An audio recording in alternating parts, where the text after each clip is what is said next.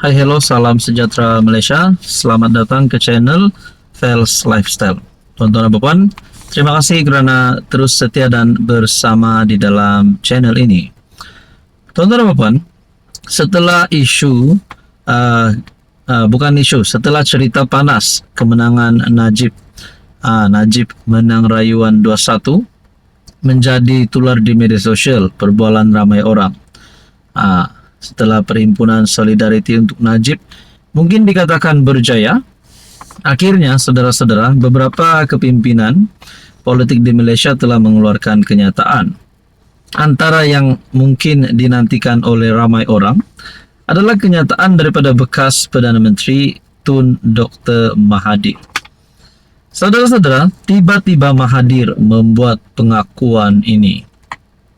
Pada tarikh yang sama Perhimpunan Solidariti untuk Najib pada 6 Januari, kenyataan daripada Malaysia Kini, berita, artikel, Himpunan Sokong Najib, Guan Eng masih berbisa dakwa Mahathir.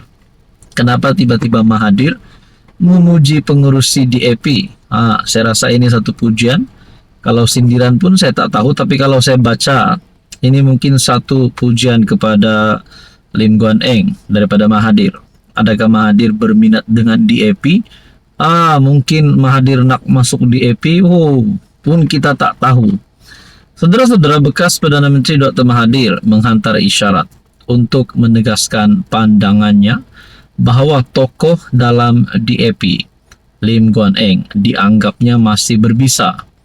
Dalam hantaran melalui media sosial, Mahathir menjelaskan Lim sebenarnya tidak bersetuju jika UMNO dan PAS bekerjasama seperti yang dinyatakan oleh pengerusi DAP berkaitan himpunan menyokong Najib. Dakwa Mahathir kenyataan dibuat Istana Negara beberapa hari menjelang pendengaran rayuan Najib berhubung tita edendum terkait hukuman bekas Presiden UMNO itu tidak melibatkan larangan berhimpun. Kata Mahathir, apa yang dititahkan yang di Pertuan Agong Sultan Ibrahim hanya melibatkan cara pengampunan seseorang banduan diberikan oleh baginda. Tetapi yang jelas ialah tentangan DAP terhadap kerjasama UMNO dengan PAS. Jika diteruskan kerjasama tersebut, UMNO mungkin tersingkir daripada kerajaan PH. Lim Guan Eng masih berbisa, kata Mahathir. UMNO sebelum ini merancang untuk berhimpun bagi mendengar rayuan Najib berhubung keputusan Mahkamah Tinggi KL yang memutuskan bahawa status edendum berkenaan sekadar kabar angin. 31 Disember lalu, Lim mengingatkan bahawa kerjasama antara UMNO dan PAS dalam Perhimpunan Solidariti untuk Najib boleh menimbulkan keraguan terhadap kedudukan UMNO dalam kerajaan. Saudara-saudara, ini pengakuan Tun Mahathir. Apa komen anda? Hai, hello, salam sejahtera Malaysia. Selamat datang ke channel Fels Lifestyle. Saudara-saudara, terima kasih kerana terus setia dan bersama di dalam channel ini. Terima kasih kepada semua yang sudah lama bersama di dalam channel ini. Dan kepada yang baru di dalam channel ini, admin ucapkan selamat datang. Tuan-tuan dan puan, pada tahun 2024, Malaysia, khususnya di Sabah, negeri di bawah Bayu, telah terima maklumat tergempar berkaitan dengan skandal rasuah di Sabah.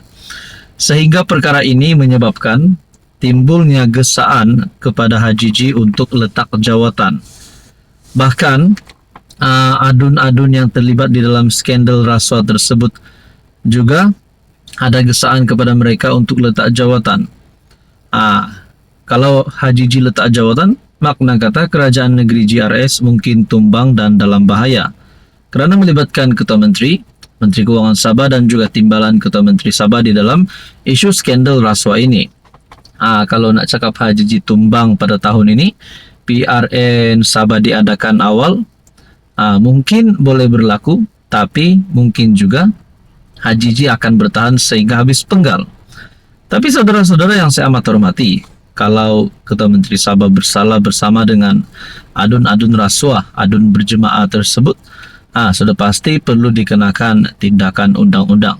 Tapi kalau tidak bersalah, janganlah pula kita nak gesa mana-mana kepimpinan yang disebut di dalam skandal rasuah itu untuk letak jawatan dan sebagainya, kecuali mereka bersalah. Nah, berkaitan dengan ini, satu lagi pendedahan. Pemuda Warisan menggesa siasat HJJ, isu dakwaan rasuah guna lesen tanah. Nah, satu lagi isu timbul. Sebelum ini, skandal rasuah Sabah yang melibatkan Sabah Mineral Management. Dan kali ini pula, pemuda Warisan, kepimpinan Warisan, menggesa siasat HJJ, isu dakwaan rasuah guna lesen tanah. Pemuda Warisan sekali lagi menggesa SPRM, menyiasat pihak yang terlibat dalam rasuah di Sabah. Kali ini atas dakwaan bahawa lesen pajakan tanah telah diberikan sebagai pertukaran untuk sokongan semasa krisis politik negeri 2023. Khususnya ia menggesa SPRM untuk menjelaskan sama ada Ketua Menteri Haji Jinor telah disoal mengenai isu itu atau belum. Menggunakan sumber negeri atau lesen pajakan tanah untuk mendapatkan sokongan politik merupakan rasuah dan salah guna kuasa, seperti yang diserlakan oleh kandungan video yang bocor. Rakyat Sabah dan Malaysia berhak mendapat ketelusan dan accountability. Kami menggesa SPRM menyiasat semua individu yang terlibat dalam skandal ini tanpa rasa takut atau bilik kasih, termasuk Ketua Menteri, untuk menegakkan integriti, tadbir urus dan kedaulatan undang-undang. Saudara-saudara, berkaitan dengan isu ini, kalaulah HJJ letak jawatan, kerajaan negeri JRS tumbang, rasa-rasanya siapa yang layak jadi kerajaan negeri Sabah yang baru? Adakah Syafiq Abdal sekali lagi jadi Ketua Menteri Sabah? Ataupun mungkin Bung Mokhtar? Ataupun mungkin ada gabungan parti lokal baru? Nah, saudara-saudara, apa komen Anda? Hai, hello, salam sejahtera Malaysia. Selamat datang ke channel Fels Lifestyle. Terima kasih kerana terus setia dan bersama di dalam channel ini.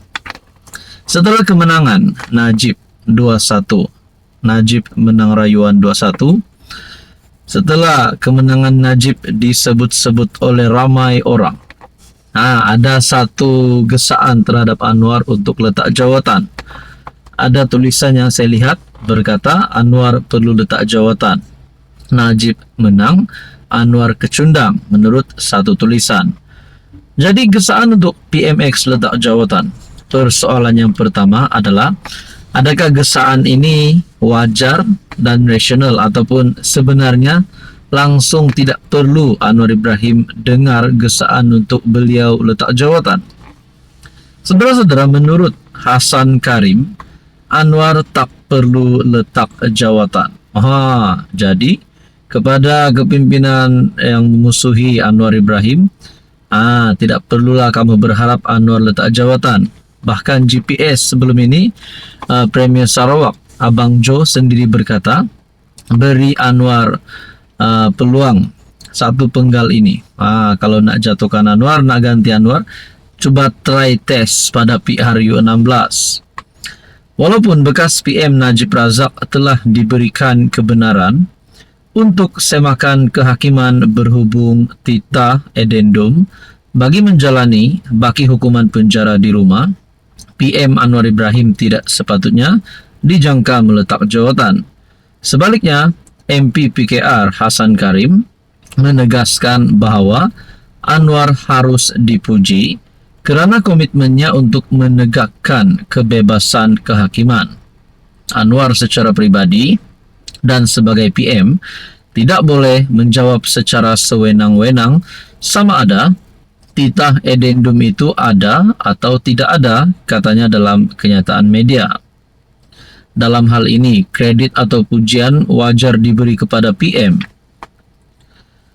yang berulang kali menjawab dan menjelaskan di dalam parlimen atau di luar parlimen bahawa kerajaan dan beliau khususnya sebagai Perdana Menteri tidak boleh mengganggu perjalanan prosiding mahkamah dan keputusan hakim-hakim.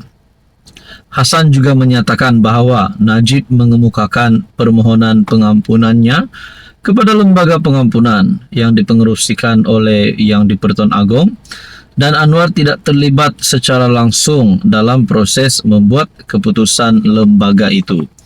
Jadi kalau nak kata Anwar dan kerajaan menyembunyikan tita edendum, kewujudan tita edendum, saudara-saudara, menurut MP daripada kerajaan, MP PKR, berkata, Anwar Ibrahim sebagai Perdana Menteri tidak boleh menjawab secara sewenang-wenang sama ada tita edendum itu ada atau tidak ada.